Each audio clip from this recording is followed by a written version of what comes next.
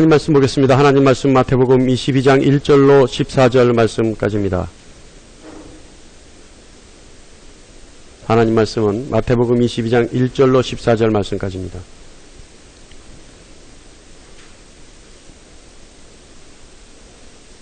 받들어 읽겠습니다. 이것은 하나님 말씀입니다.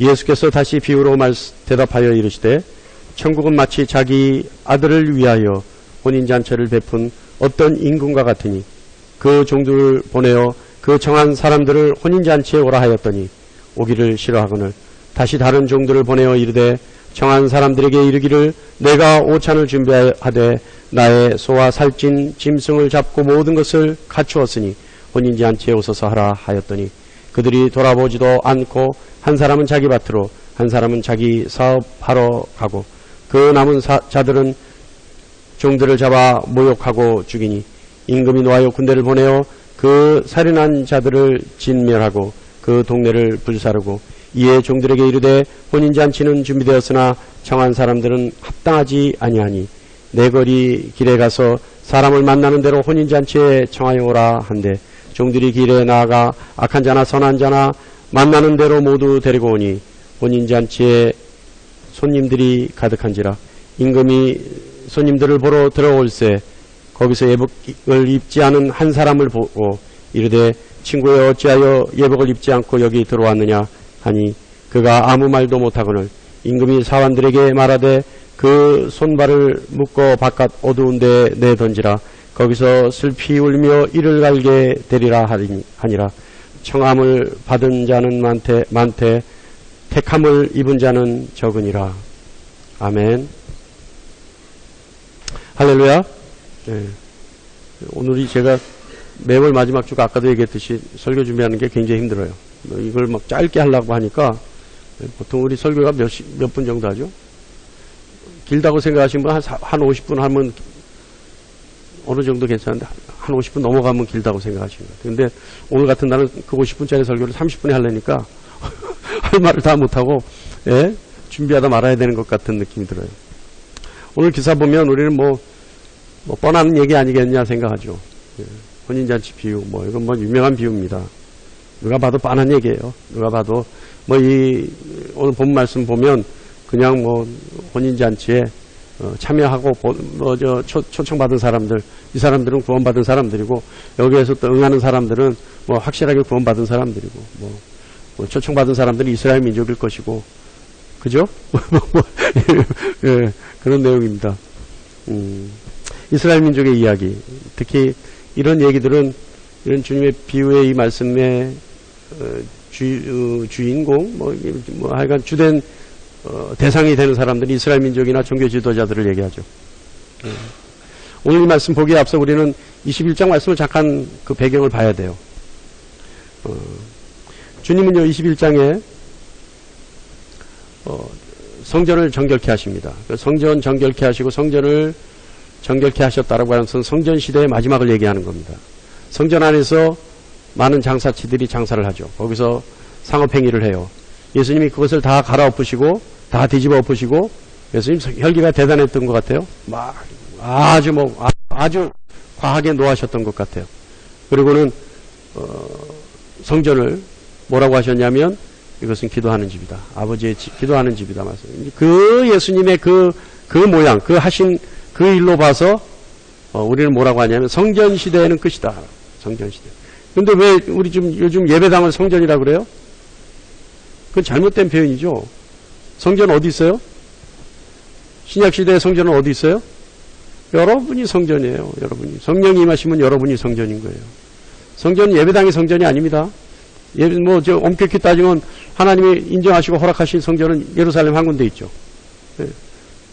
왜 성전이라 그러겠어요? 성전이라 그래야 헌금 많이 낼 거 아니에요. 성전 건축 한다고 할 때 성전이라 그래야 헌금 많이 낼 것 같으니까 성전이라 그러는 거예요. 이거 잘못된 거예요. 예배하는 곳이에요, 여기는. 여기는 예배하는 곳이고 여기서 우리는 예배하고 찬양하는 거예요. 하나님을 여기서 예배하는 거예요. 성전 아니에요. 성전은 여러분이 성전입니다. 주님 정결케 하시고 그 얘기하시죠. 이 집은 기도하는 집이다. 예. 그리고 주님 21장에서 또 얘기합니다. 말씀하시죠. 요한의 얘기를 해요. 요한의 얘기를 왜 했냐면 서기관들과 바리새인들이 예수님의 권위를 무시하려고, 예수님의 권위를 책잡아서 예수님의 권위가 어디서부터 왔는지, 어떤 대답을 하든지 예수님을 죽일 수 있는 방법을 찾으려고 당신의 권위가 어디서 왔나 얘기하죠. 그때 예수님은 정말 지혜로운 대답을 하세요. 어떻게 대답하시냐면 요한의 권위는 어디서 나왔느냐, 너희가 요한의 권위는 어디에서 나왔다고 생각하느냐, 너희가 이 대답을 정확하게 하면 나도 대답해 주려.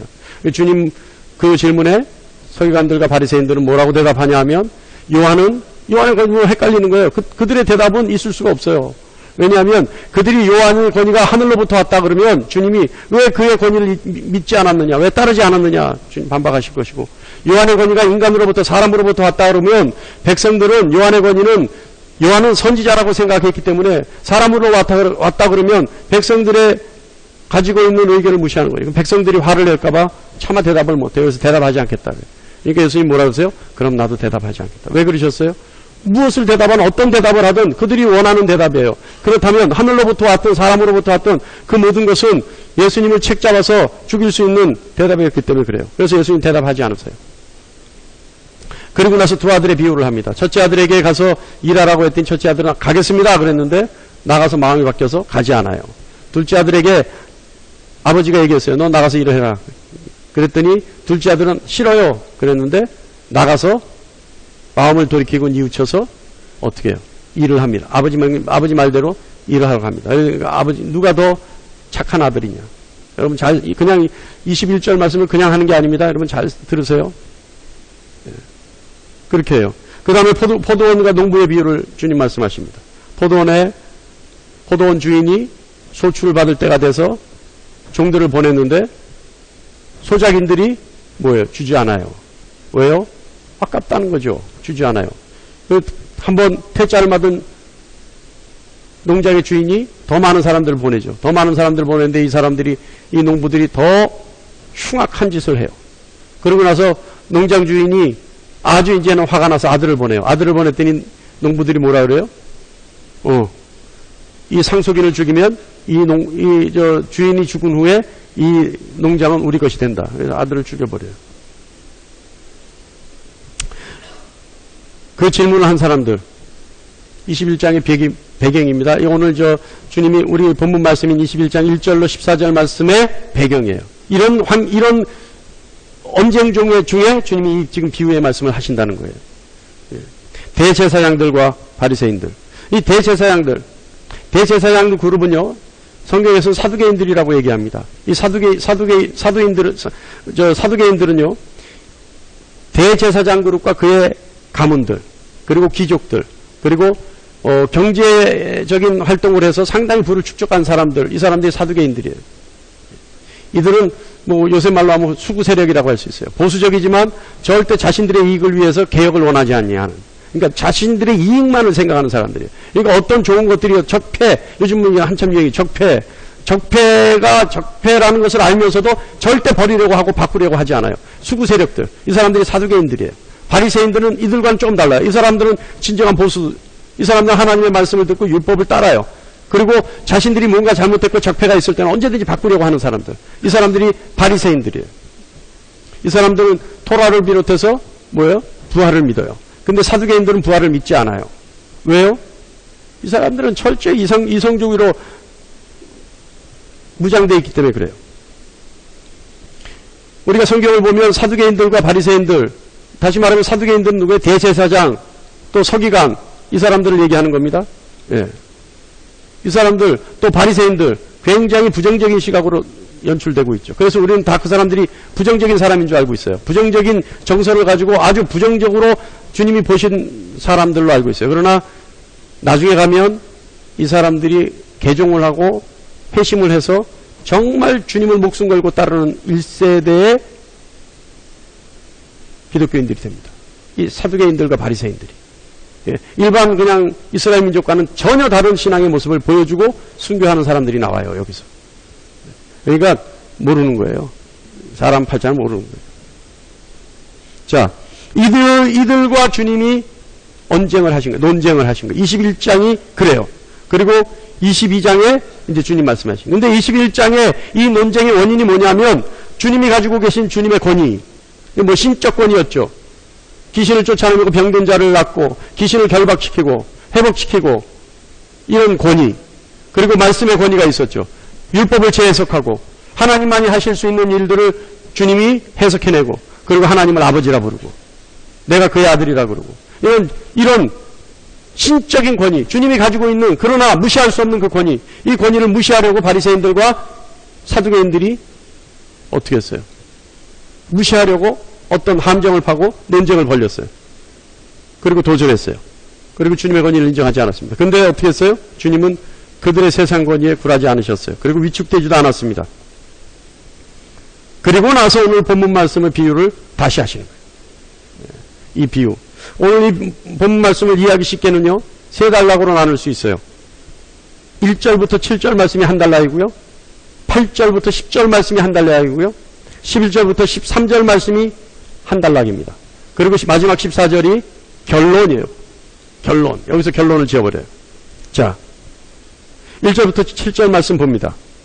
예수께서 다시 비유로 대답하여 이르시되 천국은 마치 자기 아들을 위하여 혼인잔치를 베푼 어떤 임금과 같으니 그 종들을 보내어 그 청한 사람들을 혼인잔치에 오라 하였더니 오기를 싫어하거늘 다시 다른 종들을 보내어 이르되 청한 사람들에게 이르기를 내가 오찬을 준비하되 나의 소와 살찐 짐승을 잡고 모든 것을 갖추었으니 혼인잔치에 오소서 하라 하였더니 그들이 돌아보지도 않고 한 사람은 자기 밭으로 한 사람은 자기 사업하러 가고 그 남은 자들을 종을 잡아 모욕하고 죽이니 임금이 노하여 군대를 보내어 그 살인자들을 진멸하고 그 동네를 불사르고. 네. 여러분 이때 당시에요, 임금의 혼인잔치를 조금 알아야 됩니다. 임금의 혼인잔치는요 하루에 끝나는 게 아니에요. 몇 날 며칠 계속 하는 것이 임금의 혼인잔치입니다. 그런데 오늘 본 말씀 보니까, 본 말씀 보면 초대된 사람들이 있어요. 이미 이 사람들은 이미 초대장이 다 발송돼서 초대장을 가지고 오겠다고 승낙했던 사람들인 거예요. 이 사람들은. 그러니까 초대받은 사람들이에요. 초대받았으니까 승낙이 됐겠죠. 자, 그런데 이들이요 며칠간 베풀어지는 임금의 잔치에는, 혼인잔치에는 오려고 생각도 안 합니다. 한번 대자를 맞은 임금이 이 사람들에게 다시 재차 초청을 하죠. 그런데도 요지부동이에요. 움직이려 하지 않아요. 1절부터 3절 보니까 임금이 베푸는 잔치에 청함을 받았을 때 오려 하지 않아요. 오기를 싫어해요. 4절부터 6절 보면 재차 청하나 오히려 종들을 욕보이고 세상 것에 관심을 둡니다. 그죠? 어떻게 해요? 청함으로 보냈는데, 한 번 싫다 그래서 그것을 수용하고 다시 사람들을 보냈는데, 다시 종들을 보냈는데 어떻게 해요?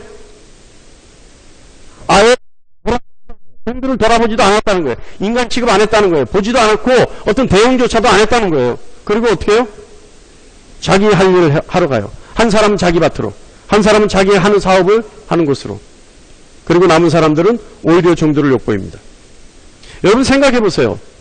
임금의 초청, 임금의 잔치가 있는데 그 임금의 잔치, 그 초청에 거절했다는 것.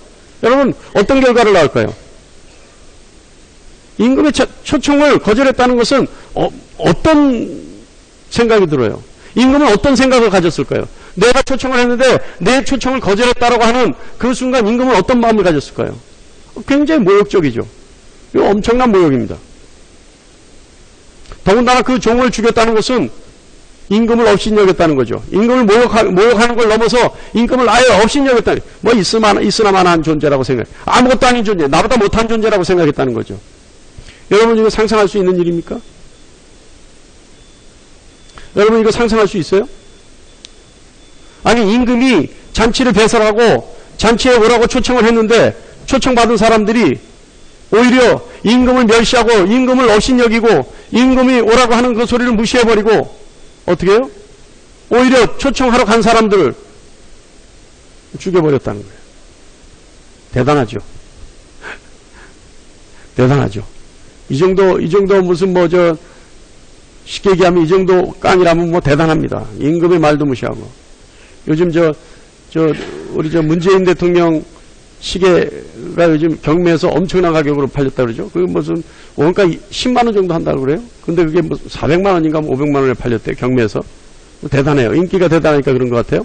근데 뭐예요? 그 정도도 하다못해 대통령 문재인 새겨진 시계만 가지고도, 이름이 새겨진 시계만 가지고도 사람들이 그렇게 가치를 하는데, 차까지 보내주고 사람을 보면 몇 번씩 가서 나하고 같이 식사합시다 하는데, 아, 됐어요.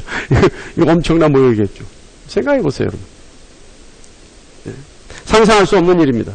좀 전에 얘기했듯이 두 번에 걸친 초도에도 아주 냉정하게 거절합니다. 오히려 외면, 그거 더 나가서 조롱해버리죠. 첫 번째 퇴짜를 맞았는데 그럼에도 불구하고 임금은요, 오히려 임금의 성품을 보면 대단해요. 4절 보면 다시 다른 정도로 보내어 이르되 청한 사람들에게 이르기를 내가 오찬을 준비하되 나의 갖추었으니 혼인잔치에 오소서. 더 정중하게, 더 절실하게 요구합니다.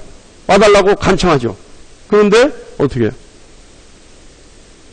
임금에 대한 모독만 해요. 그 결과 어떻게 됩니까? 7절 말씀이죠. 임금이 노하여 군대를 보내어 그 살인한 자들을 진멸하고 그 동네를 불사르고. 임금은 알았을까요?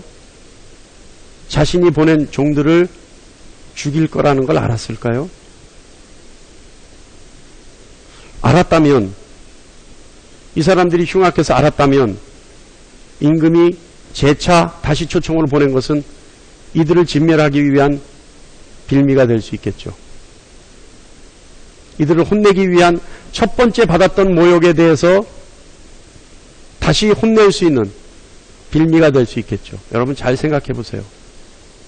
첫 번째 모독을 받았다고 임금이 진멸하면 그것은 누가 심한 사람이에요? 누가 과한 반응을 일으킨 거예요? 임금이 그런 거예요. 그런데 다시 보냈을 때, 그것보다 첫 번보다 더 정중하게 다시 보냈는데도 불구하고 그것을 다시 모욕이라는 방법으로 대갚아줬을 때 어떻게 돼요? 진멸할 수 있는 확실한 빌미가 됩니다. 그죠? 우리 한번 생각해봐요. 여긴 답은 없어요. 그러나 여러분, 우리가 한번 생각해볼 수 있는, 그리고 염두에 두고 깊이 있게 생각해볼 수 있는 비밀이 있습니다. 이들이 진멸당한 건요, 우리가 이 기사만 보더라도 7절 기사를 보면 이들이 진멸당한 것은 심판을 받은 거예요. 인과응보예요. 자업자득이에요. 그죠? 이들은 임금의 친절에 상당히 자만해버렸어요. 그래서 그들의 행위가 임금을 모욕한다라고 하는 것을 망각해버렸어요. 너무 친절하게 대해주니까, 너무 임금의 권위를 무시하고 임금의 권위를, 스스로의 권위를 아예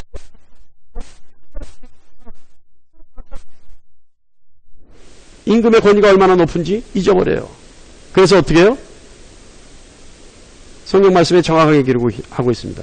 다시 4절입니다. 다시 다른 종을 보내어 이르되 청한 사람들에게 이르기를 내가 오찬을 준비하되 나의 소와 살찐 짐승을 잡고 모든 것을 갖추었으니, 모든 것을 갖추었으니, 당신들은 몸만 와달라는 거예요. 모든 것을 갖추었으니 혼인잔치에 오소서.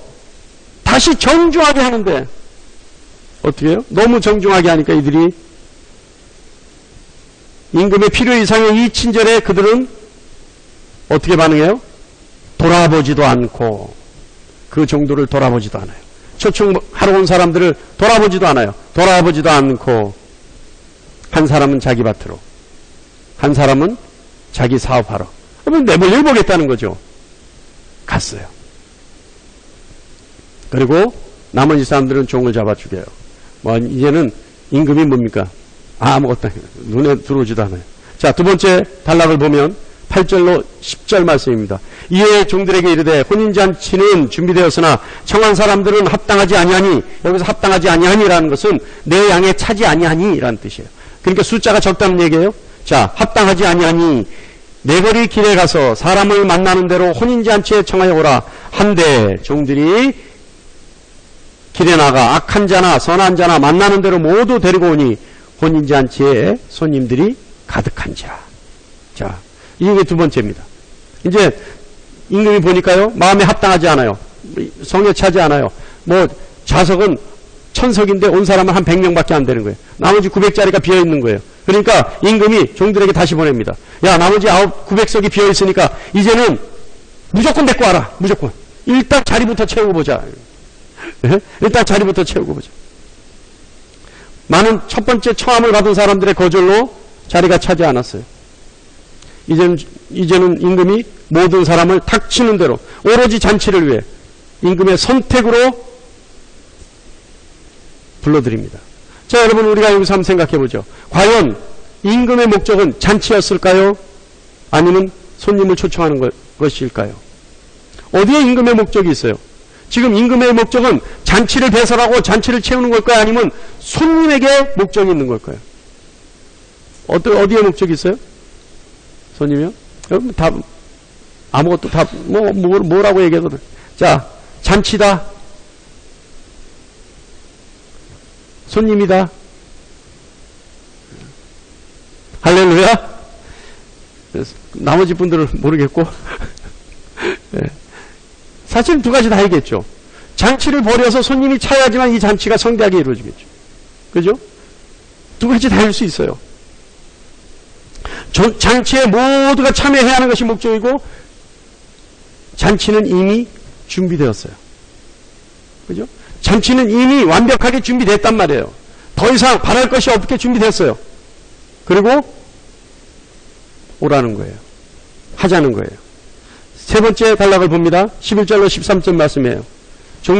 임금이 손님들을 보러 들어올세. 잔치가 찼어요. 자리가 다 찼어요. 그래서 임금이 이제 손님들을 보러 들어옵니다. 들어올세. 거기 예복 입지 않은 한 사람을 보고 이르되 친구여 어찌하여 예복을 입지 않고 여기 들어왔느냐 하니 그가 아무 말도 못하거늘 임금이 사환들에게 말하되 그 손발을 묶어 바깥 어두운 데에 내던지라. 거기서 슬피 울며 이를 갈게 되리라 하니라.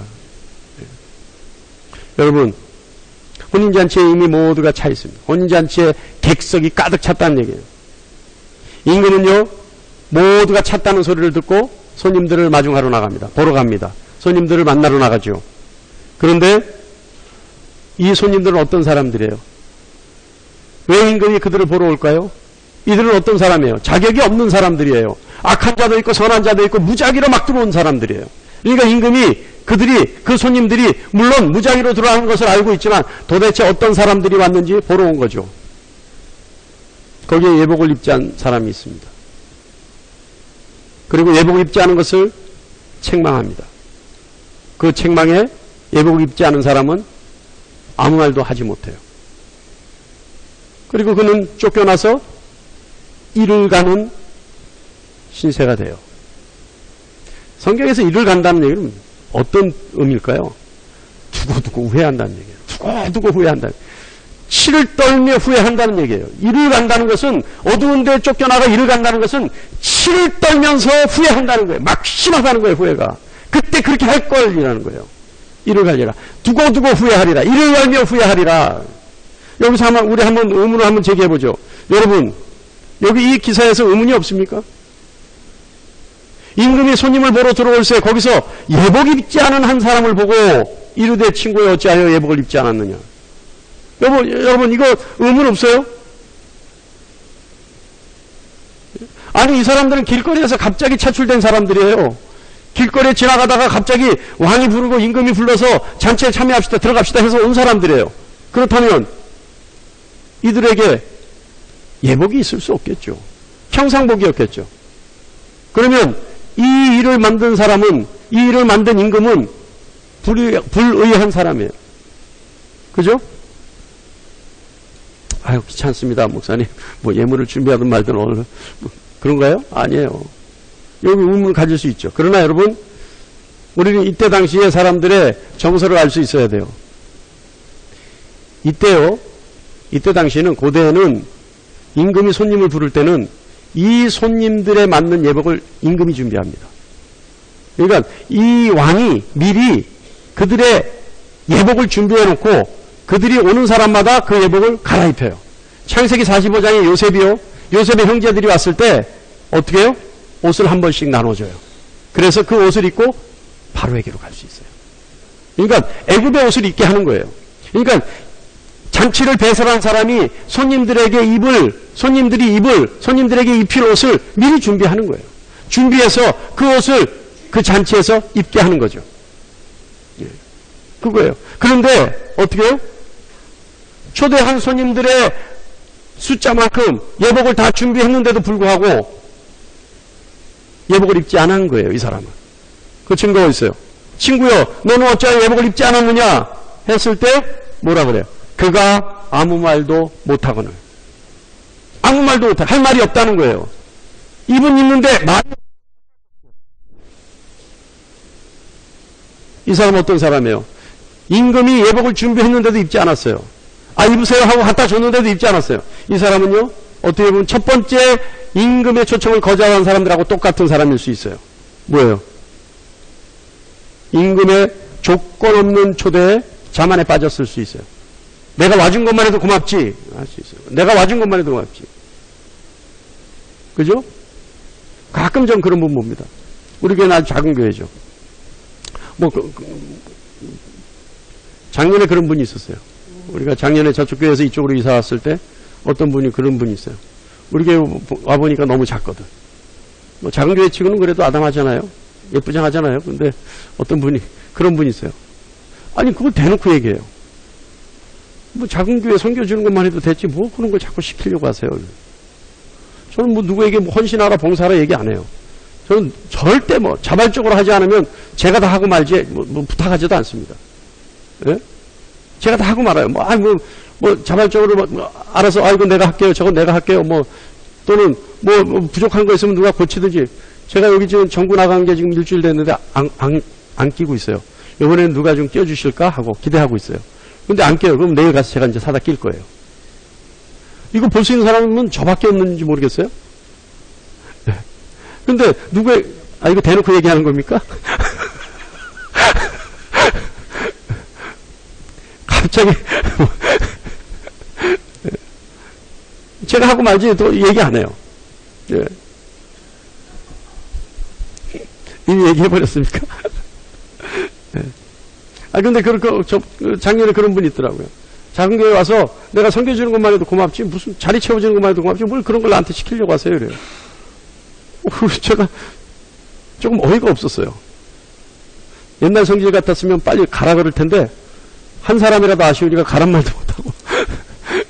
주님 만나기 전에 성질 같았으면 한번 쓴소리라도 한번 할 것 같은데, 주님 만나고 나서 그런 소리 하면 얼마나 혼나는지, 왜 다른 사람은 막 말을 해도 주님 혼나지 않으면서 나는 한마디만 잘못하면 얼마나 밤새도록 혼내는지 정말 헤어지고 싶어요. 그런데 편애하는 것 같아요. 나만 아주 그냥. 하여간요, 이 사람은요, 와준 것만 해도 고맙다 생각을 했을 거예요. 임금에게. 내가 와준 것만 해도, 네가 갑자기 불러서 내가 왔는데 와준 것만 해도 고맙지, 자꾸 귀찮게 이 옷 입으라는 거예요. 근데 이 사람은 어떻게 된다고요? 두고 치를 떨면서 후회할 일이 생긴다는 겁니다. 이 사람은요, 임금의 호의에 무시해버렸어요. 잊기조차도 거절해버렸어요. 그리고 14절에 결론이 나옵니다. 청함을 받은 자는 많되 택함을 입은 자는 적으니라. 청함을 입은 자는 많은데, 청함을 받은 자는 많은데, 택함을 입은 자는 적으니라. 여러분, 이 주님의 비유, 이건 누구에게 한 말, 누구를 두고 하신 말씀일까요? 우리는 이 기사를 보면 그래요. 이스라엘 민족, 또는 수구 세력, 보수 세력, 기득권층, 따놓은 당상이라고 생각하는 이스라엘 민족, 그리고 길거리에서 그냥 데리고 들어온 사람은 이방인, 이렇게 생각할 수 있죠. 그러나 저는 그렇게 생각하지 않습니다. 이 사람들은 어떻게 보면 모두가 우리 교회 안에 있는 사람일 수 있어요. 왜냐하면 14절 말씀이 그렇습니다. 청함을 받아 들어온 사람은 많은데 택함을 받은 사람은 적다는 거예요. 지금 이 사람들은요, 예복을 입지 않은 사람 한 사람만은 지금 비유되어 있습니다만은 전부 잔치집에 들어와 있어요. 그리고 이미 잔치에 포도주를 마시고 음식을 먹고 있는 사람들이에요. 그런데 예복을 입지 않은 사람이 있어 쫓겨났다는 얘기예요. 그렇다면 무슨 얘기예요, 여러분? 이미 다 들어왔어요. 초대를 받고 청함을 받아서 다 들어왔어요. 잔치상에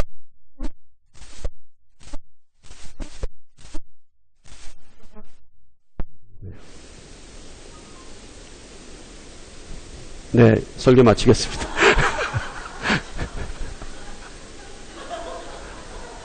적절한데요.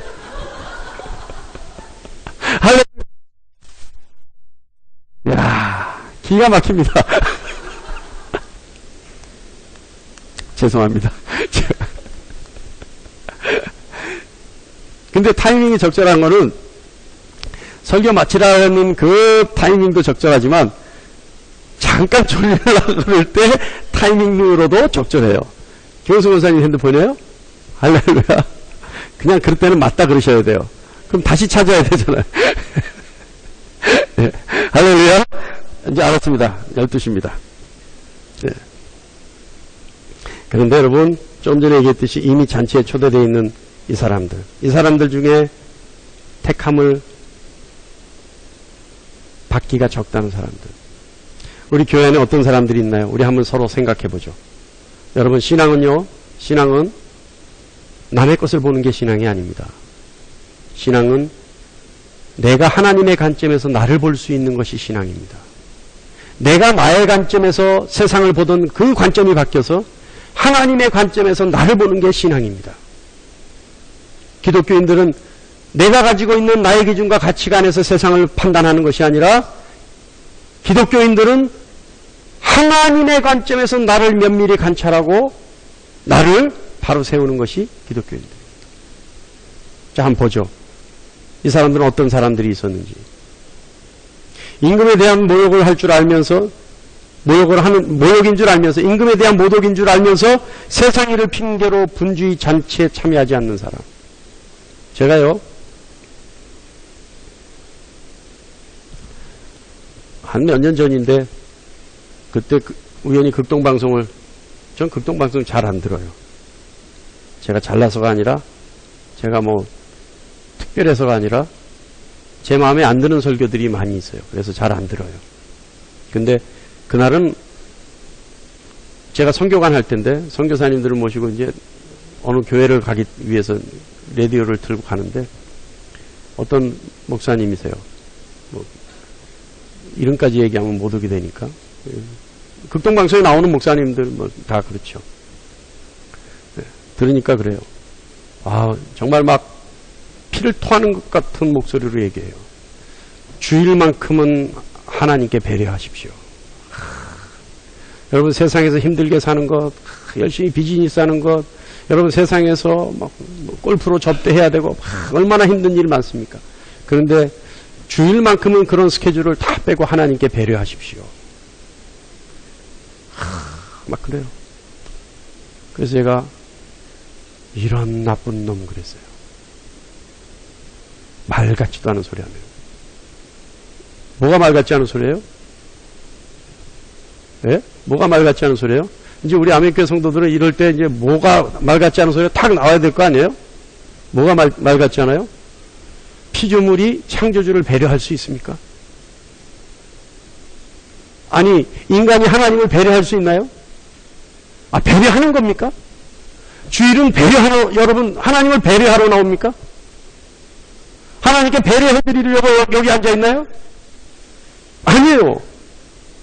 오늘은 우리가 하나님을 즐거워할 마땅한 날이에요. 마땅한 날이에요. 마땅히 해야 되는 거예요.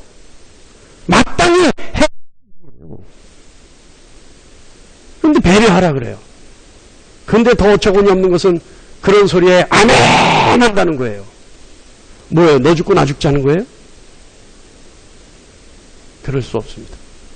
여러분, 임금에 대한 모독인 줄 알면서 세상 핑계로 분주하여 잔치에 참여하지 않는 사람. 잘 생각해 보세요. 누구일까? 두 번째는요, 오늘 주님 말씀의 비유의 말씀에 우리 교회 안에 있다 그랬죠. 이런 유형들이 있어요. 무엇이 자신의 유익인지, 더 중요한 본질인지, 세상 일이 생명보다 중요하다는 것인지, 어떤 것인지도 모르고, 아니, 오히려 더 많이 한다고 생각해서, 임금의 잔치에는 만사를 제쳐두고 가야 함에도 불구하고, 더 중요한 거예요. 여러분, 다 한다는 거. 여러분, 교회 생활, 신앙 생활, 신앙, 하나님을 섬기는 일, 성경, 교리 다 아십니까? 다 알고 있나요? 그래서 수요일은 빠져도 되고 금요일은 빠져도 되고 성경 공부 빠져도 되고 다 빠져도 되나요? 저는 우리 교회는 수요 금요 새벽기도 통독 절대 나오라고 강의하지 않습니다. 자신이 주일 하루의 은혜로 일주일을 감당할 수 없으면 나와서 은혜를 받으라는 거예요. 일주일 주일날 하루 예배로 내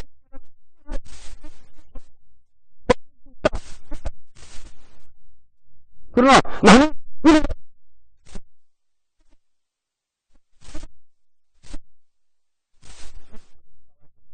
각자 자율적으로 판단하시라는 거죠. 나는 최소한 일주일의 중간 수요일은 나와야 된다. 그날은 내가 다시 재충전을 해야지만 나머지 시간을 살 수 있다. 나오라는 거예요. 그런데요, 성경을 많이 한다고, 교리를 많이 한다고, 교회 생활에 대해서, 다시 말하면 신앙의 매뉴얼에 대해서 완전히 도통했다고, 매뉴얼에 대해서 꿰뚫고 있다고 자만하는 분들 안 계세요? 교회 대표적인 인물들이 있어요. 그런 사람들. 누군지 아세요?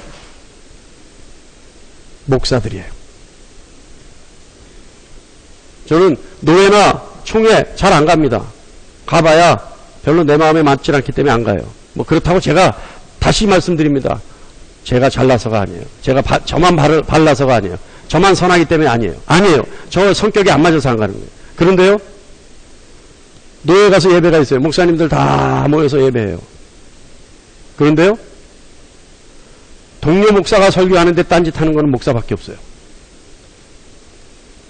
여러분은 지금 아니었는데, 여러분은 평신도들, 제가 뭐 좋은 설교도 아닐 수도 있습니다만은, 여러분은 그래도 그거 듣겠다고 저하고 눈을 다 마주치고 있잖아요.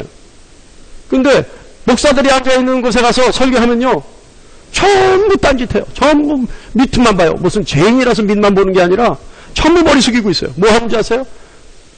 그 회의 쓸 회의 다 정리하느라고 다 딴짓해요. 하나님께 기도드리는 시간에 그때 다들 눈 감고 있으니까 잘 일어나서 나가요. 목사들이 그래요. 다 안 가는 거죠. 나는 괜찮다는 거겠죠. 그러나 목사를 제외하고 나머지 분들, 신앙생활 하는 분들 중에 이런 모습 없을까요? 왜 그런 분들이 있잖아요. 식당 봉사한다고 예배 안 드려도 되는 거. 어린 아이들 헌신해야 되기 때문에 예배 안 드려도 되는 거. 아니, 없습니까? 있을 수 있어요. 내가 교회 생활이 바쁘니까, 지금 바쁘니까 그거 하느라고 정작 교회의 본질, 오늘 우리 주일의 본질 뭐예요? 하나님을 찬양하고 하나님 말씀 듣는 거, 하나님께 영광을 돌리고 하나님 뜻을 아는 것. 이거 무시하는 분들 있잖아요. 없어요? 제 눈에만 보입니까? 우리 교회는 없어요. 우리 교회는 일부 예배, 헌신자들은 일부 예배 무조건 참석해야 되기 때문에. 여러분 잘 한번 생각해 보세요. 종교 지도자들 그러죠. 내가 하면 롬에 쓰고 네가 하면 불륜이. 세 번째요. 이런 분들 많이 있어요. 초대받았기 때문에 와준 것만 해도 됐다는 거예요. 더 이상 자격과 조건이 필요 없다는 거예요. 초대에 응해줬으니까 이제 그걸로도 생생난다는 거예요. 내 할 도리 다 해줬다는 겁니다. 믿기만 하면 됐지. 온 것만으로도 나는 최선을 다한 거야. 없습니까? 여러분, 사랑하는 성도 여러분, 말씀 내주려고 합니다. 오늘 말씀은 여러분에게 숙제만 드렸어요. 스스로 한번 점검해 보라는 거예요. 우리는요, 세상을 살다가 들어와 있어요. 아니, 아직도 세상을 살고 있어요. 그래서 하나님의 주권을 인정하고 하나님만을 위해 사는 것 혼란스러울 수 있습니다. 충분히 이해합니다. 아니, 충분히 혼란스럽습니다. 그리고 인정할 수 있습니다.